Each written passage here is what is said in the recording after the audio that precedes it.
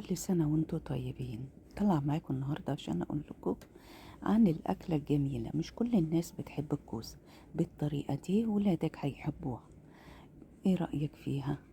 روعة جدا، ريحتها جميلة وطريقتها سهلة وبسيطة. يلا بينا نشوفوها مع بعض من المكونات. جبت عندي ربع كيلو لحمة، حطيت عليه بصلاية وملح وفلفل وعملت كفتة وشوية بهارات. وجبت عندي نص كيلو بطاطس وقشرته وقطعته قطع صغيرة. وجبت عندي جزرتين وقطعتهم مكعبات و5 فصوص توم. وجبت عندي كوسة وبالمعلقة قورتها، وده اللي طلع من الكوسة هنحطه مع البطاطس والجزر. يلا بينا، جبنا البايركس بتاعنا هننزل بالكوسة.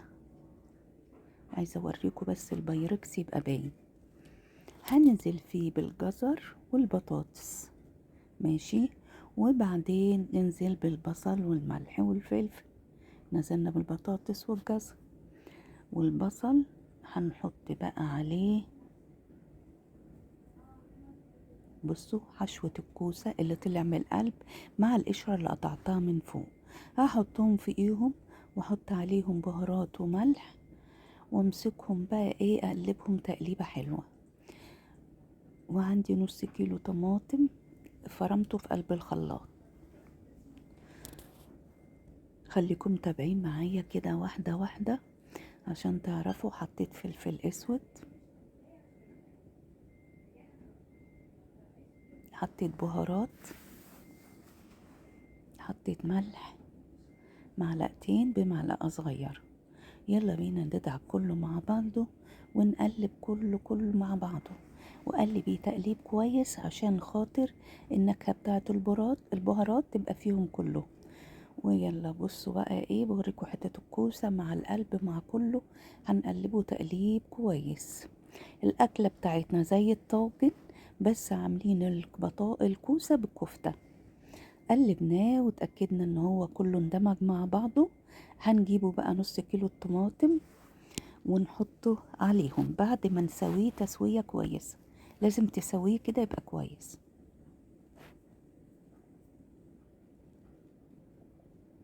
بوريكم الكوسة نفحتها ازاي واحط فيها الكفتاية ازاي، وهفردها جواه الحفرة كلها عبال ما الطماطم تتفرم. حطينا كده الحشوة قدامكم، وريناكم احنا عملناها ازاي. طريقتها جميلة جدا، روعة ورهيبة. زي ما انتوا شايفين، روعة جدا. كل الكوسة هنعملها بنفس الطريقة. هعمل معاكم كذا حاجة وهقول لكم طريقتها ازاي هنعملها مع بعض. فرمنا كده الطماطم وجبتها لكم. حط عليها نص كوباية مية، ونبقى احنا كده وزعناه على كل الصينية. خلاص كده الطاجن بتاعنا مظبوط. ويلا بينا بقى هرش، وحطيت كمان معلقتين زيت زيتون، ما تنسوش الزيت زيتون. وهنبدأ بقى ايه، نحط الكفتة جوه الكوسة زي ما انا عملتها معاكم. هنعملها كلها بنفس الطريقة. طريقتها جميلة وسهلة وبسيطة. وكل ده هتعمليه ب8 كيلو لحمة. مش هتاخد منك الا 8 كيلو لحمة. اقتصادية موفرة، تعمليها في العزومات. روعة جدا، حاجة جديدة تفتح نفس ولادك وتخلي ولادك يحبوا الكوسة. خلاص خلصتها كلها. هجيب برضو بقى الفلفل الاسود وهوزعه على كل الكوسة، لان الكوسة بتبقى عدبة.